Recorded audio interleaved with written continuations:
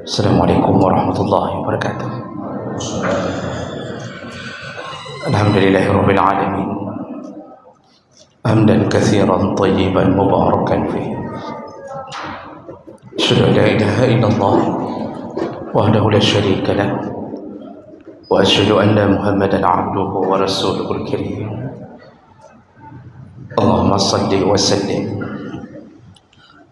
ala nabiyyina wa sayyidina al-Mustafa Muhammadin wa ala alihi wa ashabihi ajma'in. Amma ba'd.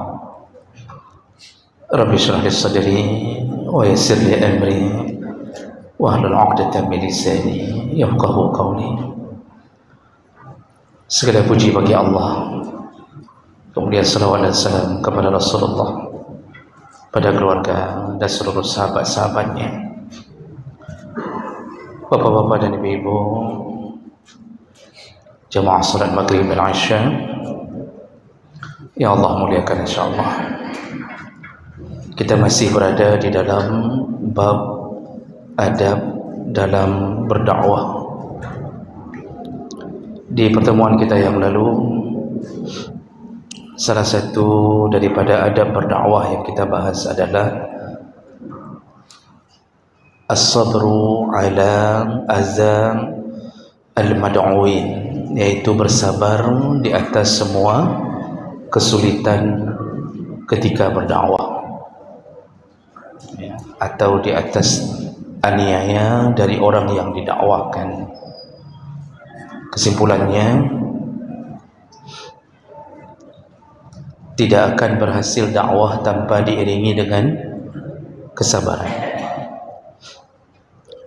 Mendidik keluarga tidak akan berhasil kecuali dengan sabar. Dari semua perbuatan, sabar adalah kepala untuk jasad. Tidak ada sabar, maka jasad seperti tidak berkepala. Makanya perlu dalam dakwah itu dipenuhi dengan kesabaran. Walaupun kadang-kadang muncul sifat tidak sabar, tapi berusahalah kembali untuk sabar. Baik, kita lanjutkan. Berikutnya yaitu adamul milal min tulid da'wah. Janganlah seseorang ketika berdakwah merasa bosan, putus asa, karena dakwah itu memakan waktu. Jadi salah satu daripada tipu daya syaitan adalah membuat kita merasa putus asa dari rahmat Allah, lalu kita menghentikan dakwah. Kita merasa bosan, apalagi ketika dakwah kita tidak berbuah hasil maksimal, sehingga kita mengambil keputusan menghentikan nasihat, menghentikan wasiat kebaikan kepada keluarga, kepada orang-orang yang sedang kita dakwahkan, terutama yang paling penting pada keluarga. Jadi ketika Allah mengatakan qu anfusakum wa ahlikum nara, jagalah dirimu dan keluargamu, ini tanggungjawab pertama yang paling dibebankan adalah kepada kita, para suami, para ayah, sebagai pemimpin dalam rumah tangga. Setiap kita diminta tanggungjawab. Allah menyebutkan dalam banyak ayat, kullu nafsin bima kasabat rahinah. Setiap orang akan diminta pertanggungjawaban di atas apa yang telah Allah beri tugas padanya. Ketika kita menikah, istri tanggungjawab kita, anak-anak tanggungjawab kita, semua yang kita tidak peduli dengannya, maka mereka akan menjadi musuh kita di hari kiamat. Mereka lah yang akan menjadi penyebab kita dijerumuskan ke dalam api neraka. Maka ketika kita memikirkan hal tersebut, tidak selayaknya kita membiarkan kebaikan itu putus di tengah jalan hanya gara-gara merasa bosan ketika anak kita mulai tidak taat apa yang kita kasih atau kita berikan nasihat, dia tidak taat. Lalu kita dihinggapi dengan perasaan yang dibisikkan syaitan, kita tidak lagi mendakwahkannya, kita bosan, lalu keluar kalimat, ayah udah bosan menasihati kamu. Kan sering kadang-kadang seorang ayah menasihati anak gadisnya yang terus-terusan berpacaran. Sudah dinasihati berkali-kali jangan pakai baju ketat kalau keluar, tapi masih terus dia membangkang, melawan. Saking kesalnya kita, akhirnya kita mengatakan, sudah cukup nak, ayah sudah bosan menasihati kamu, sekarang terserah kamu sajalah. Nah, itulah kalimat yang ditunggu oleh syaitan. Berarti pemenangnya adalah syaitan. Kalau kita menyerah karena bosan akibat mulut kita berbuih menasihati anak-anak kita, lalu kita menghentikan nasihat kita, maka anak kita berikutnya akan diambil alih nasihatnya oleh syaitan. Sehingga ini salah satu daripada adab dalam dakwah. Walaupun kadang-kadang memang terasa, kita manusia biasa itu terasa kesal, bosan, capek, lelah.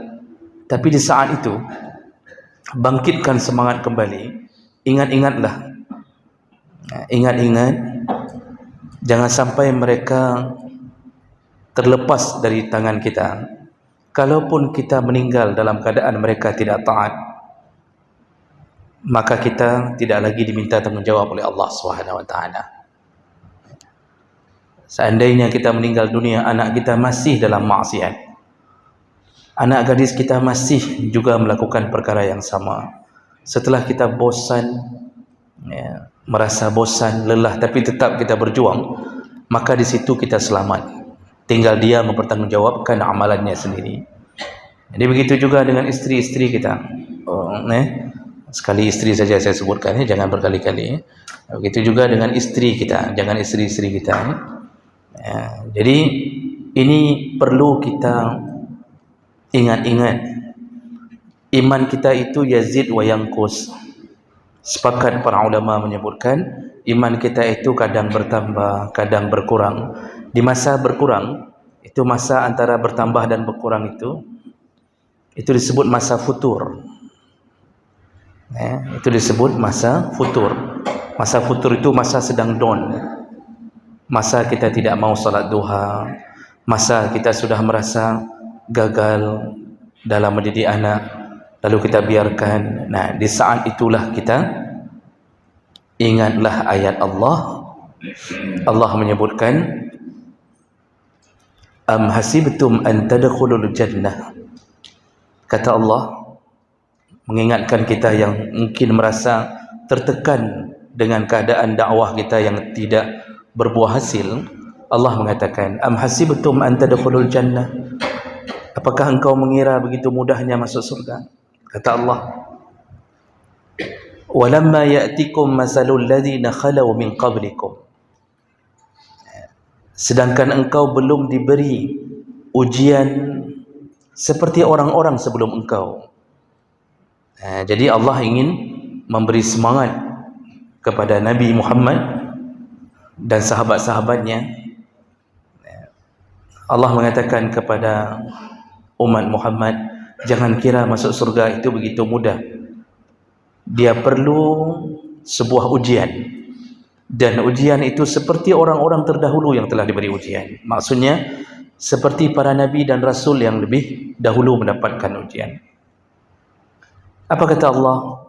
Dulu mereka massadhumul ba'sa wad-dharra wa zulzilu hatta yaqula ar-rasul walladzina amanu ma'ahu mata nasrullah.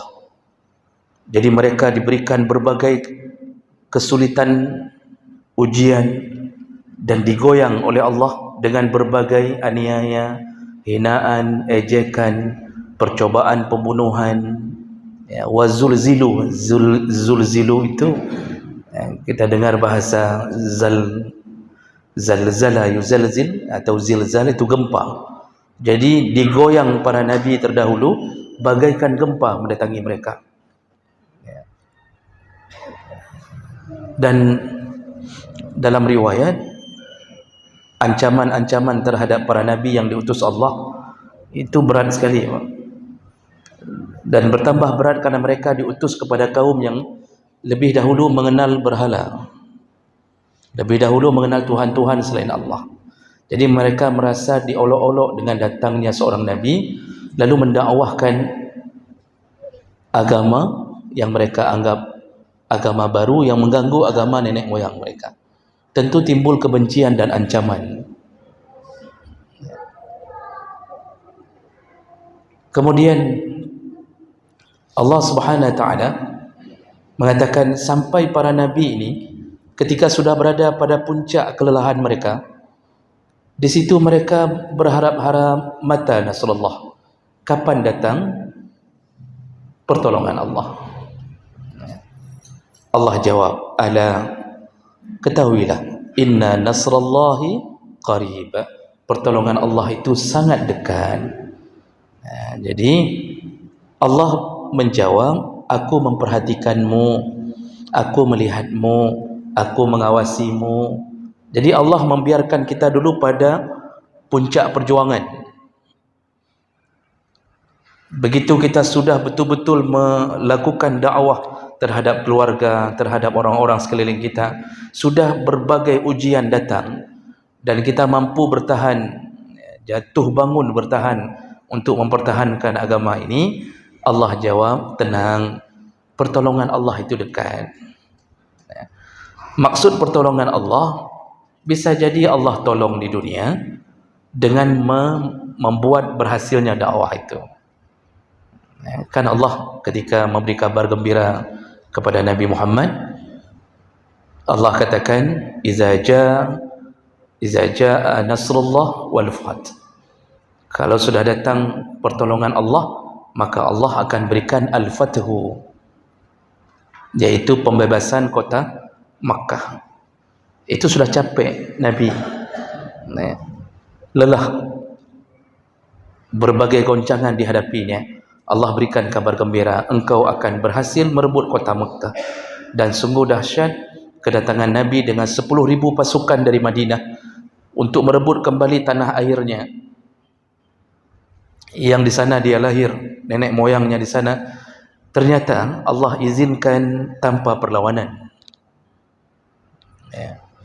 sama sekali tanpa perlawanan.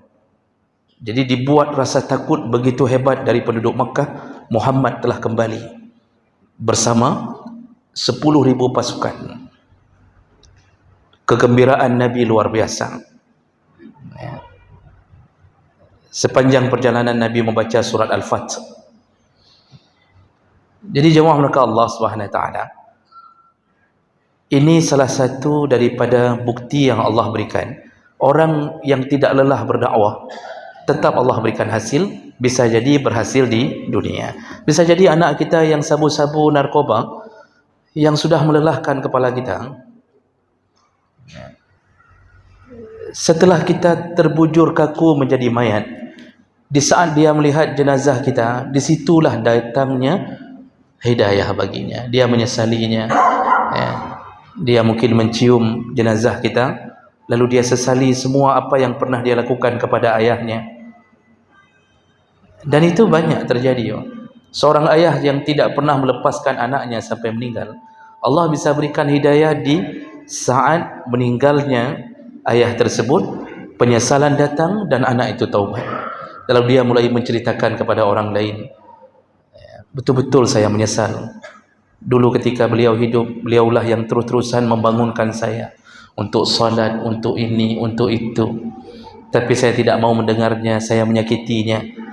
Hari ini beliau telah tiada. Banyak Pak yang taubat ketika melihat jenazah orang tuanya yang dulu capek menasihatinya. Di situ kemenangan bagi kita. Ternyata anak kita berhasil kita genggam sampai datangnya sakaratul maut kepada kita. Kitalah pemenangnya, bukan syaitan pemenangnya. Makanya jangan sampai merasa putus asa, merasa lelah. Mendakwahkan isteri juga begitu. Cuma perlu kita ulang kembali, mendakwahkan laki-laki dengan perempuan itu punya perbedaan. Laki-laki boleh ditegaskan karena hatinya tegar menerima ketegasan, tapi perempuan itu tidak dilawan dengan ketegasan, tapi lawanlah dengan kelembutan. Dia akan mencair. Perempuan itu pantang melihat air mata ayahnya, pantang melihat air mata ayahnya. Di situ hatinya bisa luluh untuk mendengarkan semua petuah. Tapi kalau ayahnya bukan mengeluarkan air mata, tapi mengeluarkan biji matanya, dia beli, dia nasihati anak gadisnya sambil dia beli keluar biji matanya. Hai dengar, itu tidak mau didengarkan, itu anak-anak perempuan itu makin keras hatinya. Makanya Rasulullah menyebutkan istausu bin nisa'i khairan. Nasihatilah perempuan dengan cara khair, dengan cara baik.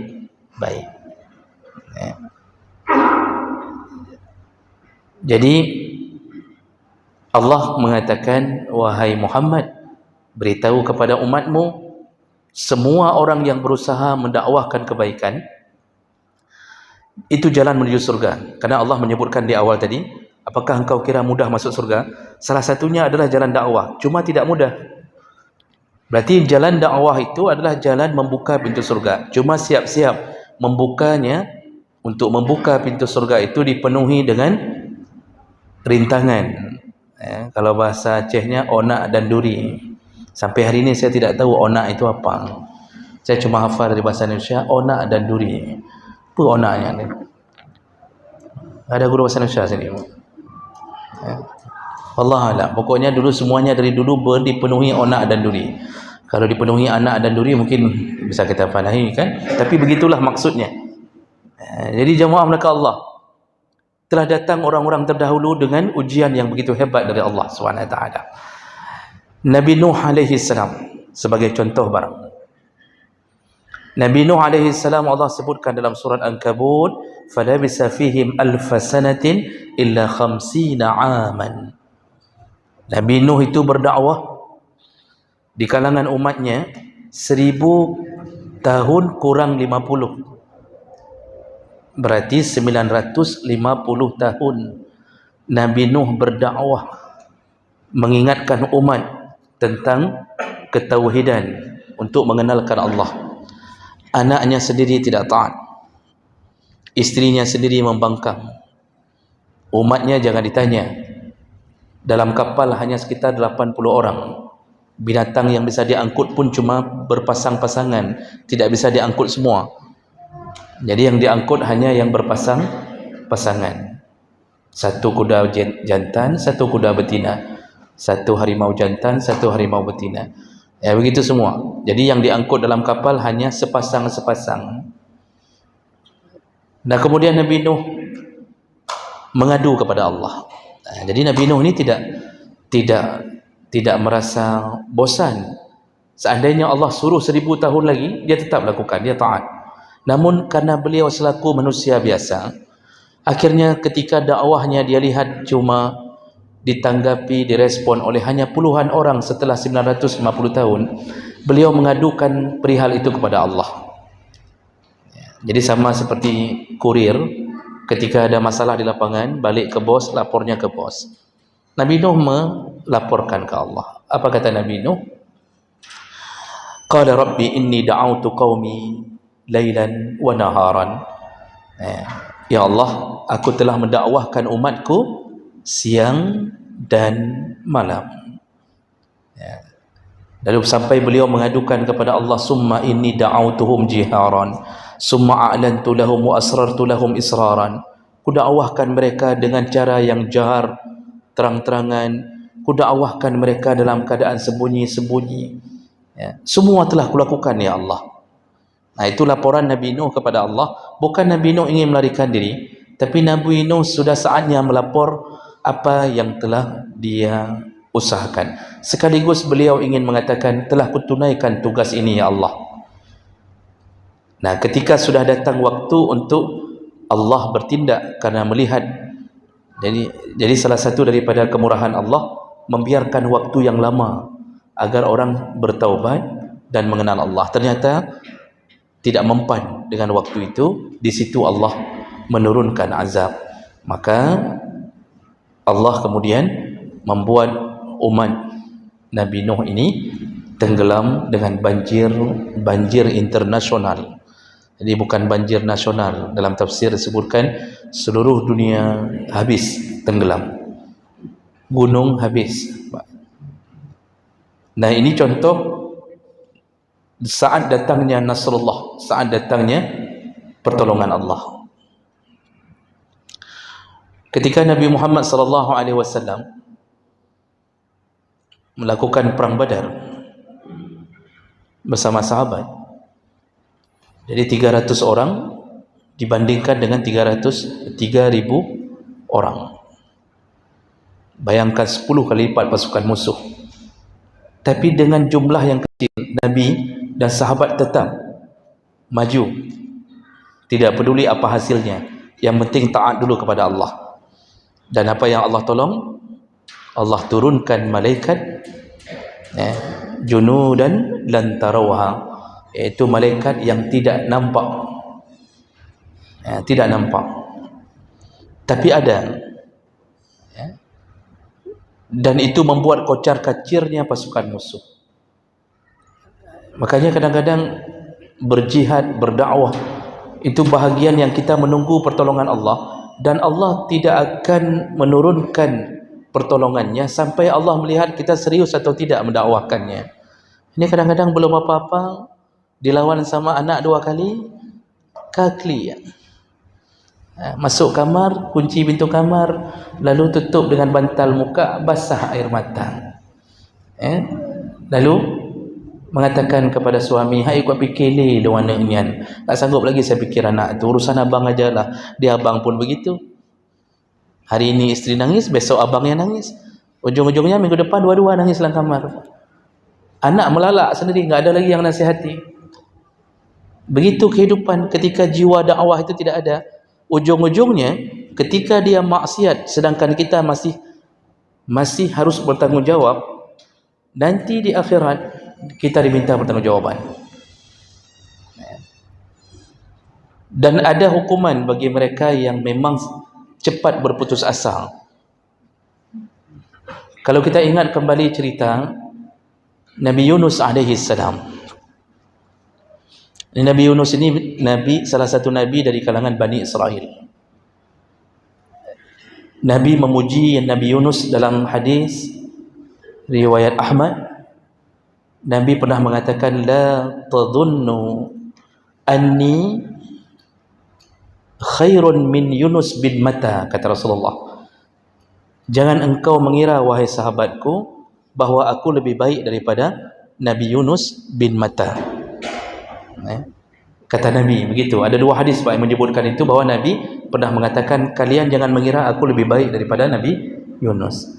Tentu ini berlawanan dengan ayat Allah, seakan-akan berlawanan dengan ayat Allah yang menyebutkan wa innaka la'ala khuluqin azim. Dalam surah Al-Qalam ayat 4, Allah menyebutkan, Muhammad, engkaulah manusia terbaik.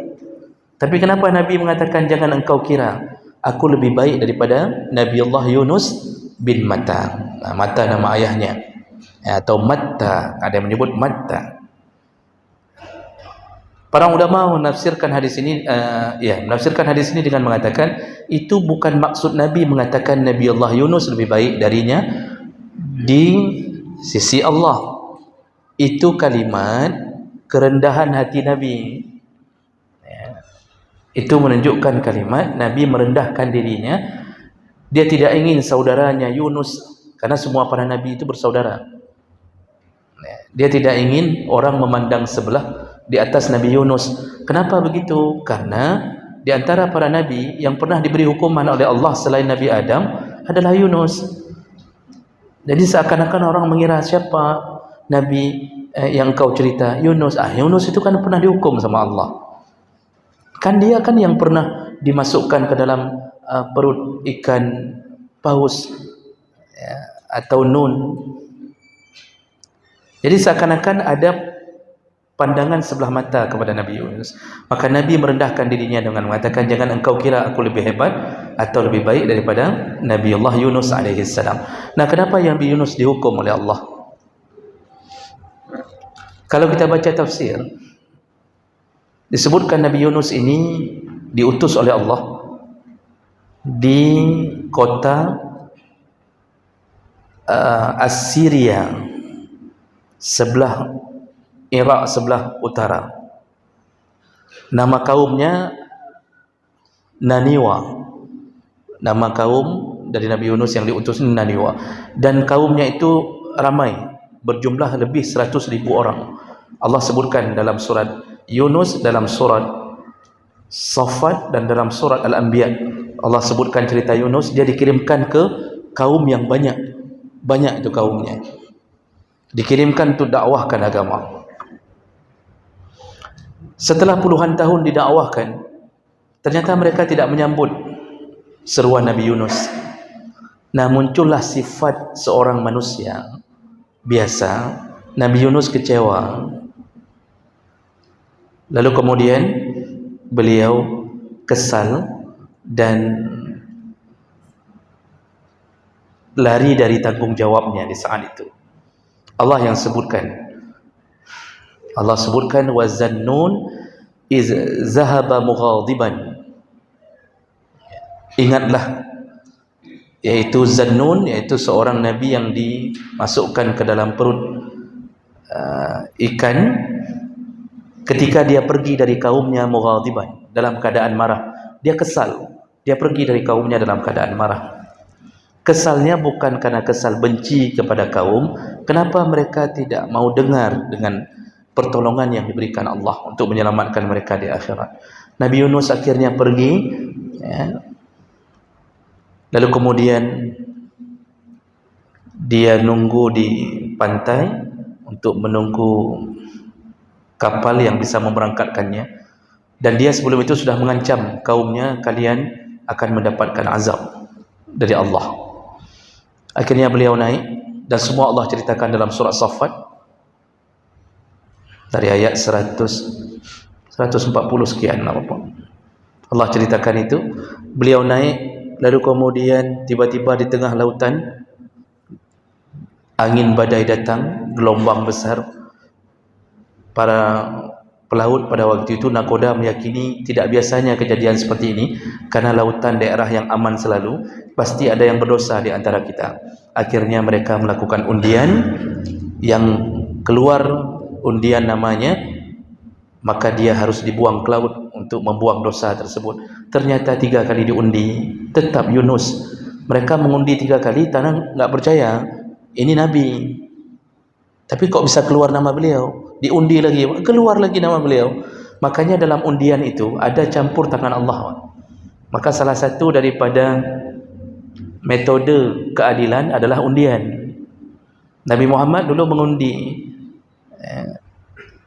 kalau ingin mengundi isteri mana yang akan pergi bersama Nabi dalam perjalanan ini, semua nama isteri dikumpulkan, lalu ditarik satu, kayak tarik julu-julu, keluarlah nama isteri itu. Tak ada yang marah yang lain.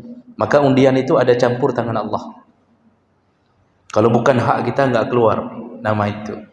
Nah, jemaah maka Allah, singkat cerita, dia dimasukkan, dilempar ke laut, kemudian ditelan oleh seekor ikan besar. Kata Allah, seandainya Nabi Yunus tidak menyesali dan tidak bertaubat, maka dia akan tetap lalabisa fi batnihi hatta ila yaumi yub'atsun. Seandainya Nabi Yunus tidak taubat, tidak menyesalinya, sungguh dia akan tetap berada di dalam perut ikan ini sampai hari kiamat. Untungnya Nabi Yunus menyesali segera, dia telah menzalimi dirinya sendiri. Maka keluarlah kalimat doa dari beliau di dalam perut ikan, la ilaha illa anta subhanaka inni kuntu minadh dhalimin. Ya, jadi tiada Tuhan selain engkau ya Allah, sesungguhnya maha suci engkau, sesungguhnya aku telah menzalimi diriku sendiri. Makanya kita ni yang sudah menyesal mendakwahkan anak, ya, yang sudah melepaskan anak, melepaskan isteri dari genggaman kita, sesalilah, kemudian ucapkan doa Nabi Yunus. maka insya-Allah kembali bersemangat, insya-Allah kita akan genggam sekali lagi kita pasti diberi kesempatan oleh Allah untuk menyelamatkan keluarga. Paling indah itu masuk surga dengan keluarga, paling indah. Dan paling sedih ketika kita masuk surga tapi tidak ada keluarga. Mana si abang dalam neraka, ternyata narkoba. Mana si adiknya dalam neraka, juga karena sabu-sabu. Terus yang perempuan di mana? Dalam neraka, ternyata pernah berzina. Yang paling bungsu di mana? Juga dalam neraka. Kenapa? Ternyata pemain riba. Cuma kita yang selamat. Itu pun kalau dakwahnya sampai meninggal. Nah, itu hal yang paling tidak menyenangkan, masuk dalam surga tanpa diiringi dengan keluarga. Begitu indahnya ketika dakwah berhasil bersama-sama di dalam surga. Maka belajarlah dari para nabi terdahulu. Nabi saja diberi teguran kalau tidak bersabar dan cepat putus asa dari dakwah terhadap kaumnya. Nah, maka ini yang tidak boleh ada dalam dunia dakwah. Baik, saya berhenti dulu di sini. Masih ada tersisa waktu sekitar 10 menit saja. Silakan. Baik, mungkin sudah banyak tadi sampaikan sekali belum tahu atau tidak tahu. Namun mungkin ada pertanyaan dengan ini atau yang lainnya. Silakan perlu ada sudah jawab. Ya.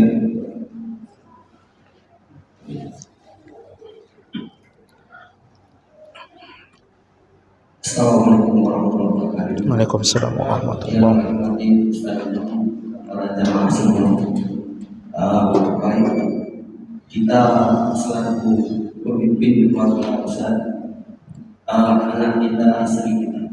Yang ingin kami tanyakan, batas-batas menasihati anak atau membimbing anak. Misalnya begini, anak perempuan kita sesudah akhir balik dan mendapat suami, begitu dia dijam kabul, apakah lepas kita dari tanggung jawab kita? Kemudian anak laki-laki akhir balik dapat pekerjaan, apakah lepas juga dari tanggung jawab kita? Demikian Ustaz. Assalamualaikum warahmatullahi wabarakatuh. Waalaikumsalam warahmatullahi wabarakatuh. Ya, boleh satu lagi Bapak? Karena waktu cuma 10 menit. Boleh satu lagi.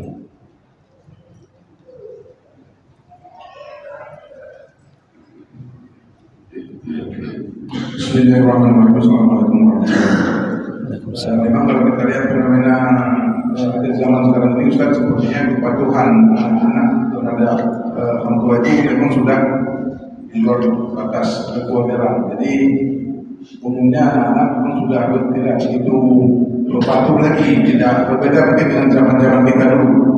Nah, jadi ini mungkin tidak begitu jauh dengan pertanyaan Pak Nasir. Cuma di sini saya mau sampaikan bahwa terutama yang menyangkut dengan anak laki-laki, yang memang masih pulang ke rumah, makan di rumah, semuanya di rumah, tapi perilakunya di luar rumah itu memang sudah kebablasan.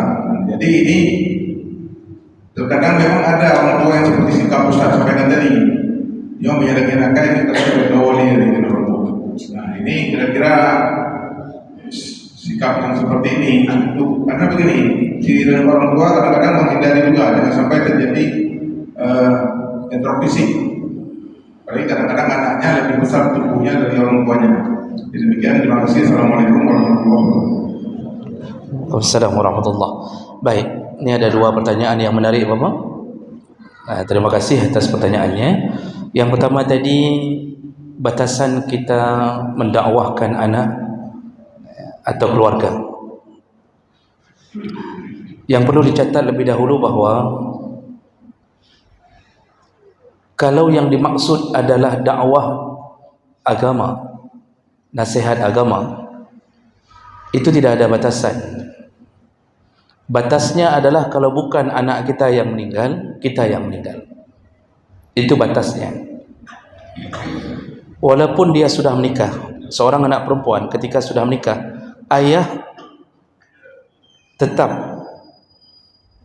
wajib mendakwahkan anaknya. Contoh kalau anaknya tidak taat pada suami, ayah telepon anak, nak taatlah. Kalau engkau taat, kami pun masuk surga. Kalau engkau sayang ayah, taatlah pada suamimu. Karena keberhasilan seorang anak perempuan itu ketika dia berhasil mentaati suaminya, dan itu dianggap keberhasilan orang tuanya. Maka ada hadis yang menyebutkan ketika seorang perempuan tidak berani pulang ke rumah ayahnya ketika ayahnya sakit sampai meninggal, lalu kemudian dilaporkan ke Nabi kejadian ini, kata Nabi, ayahnya masuk surga karena ketaatan anak perempuan itu kepada suaminya yang melarang dia keluar rumah. Sampai segitunya. Jadi enggak, batasnya adalah meninggal. Ke anak laki-laki pun begitu. Itu kalau yang dimaksud dakwah agama, nasihati agama, tidak berhenti dengan dia menikah.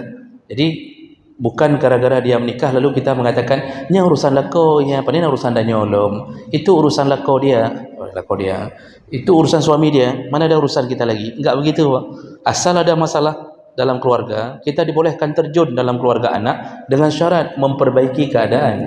Yang enggak boleh terjun memperkeruh suasana.